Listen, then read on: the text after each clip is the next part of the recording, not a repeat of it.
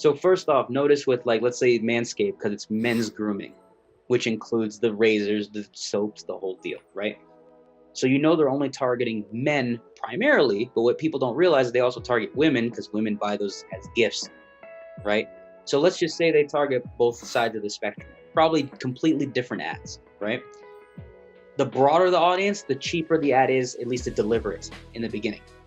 So with something like Manscaped, I wouldn't be surprised if Manscaped is spending on a bad month a couple $100,000 a month to as much as possibly even $1 million a month or more. And I say that because during the holiday season, they probably spend much more because they know that their product are gift related. It's a lot of women buying gifts for their husbands or boyfriends or whomever, even gag gifts for like friends of theirs, right?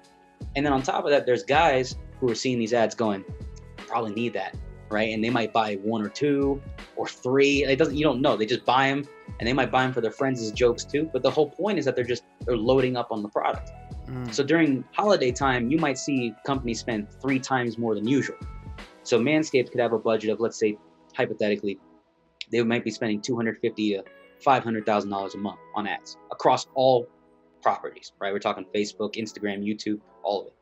Then all of a sudden October hits and they're like, you know what? Screw it. $750,000 to $1 million a month. This is when we make our money. And the customer base, even if they're breaking even, they know that these customers repeat buy. So they're accumulating data so that in January, the ads that come out in January are start the year off strong. Make sure that your body is all primed and ready to go for a great year. Like they're going to change the messaging, but it's the same exact thing, same product. And so the budget might come back down, but you know who they're targeting?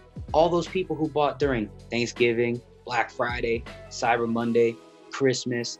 They're targeting them again and being like, hey, don't forget you bought this thing. You should buy another one because February is approaching and there's Valentine's Day. And you got to be in a great looking body for Valentine's Day. So you can see where they can just keep rolling it over into the next thing.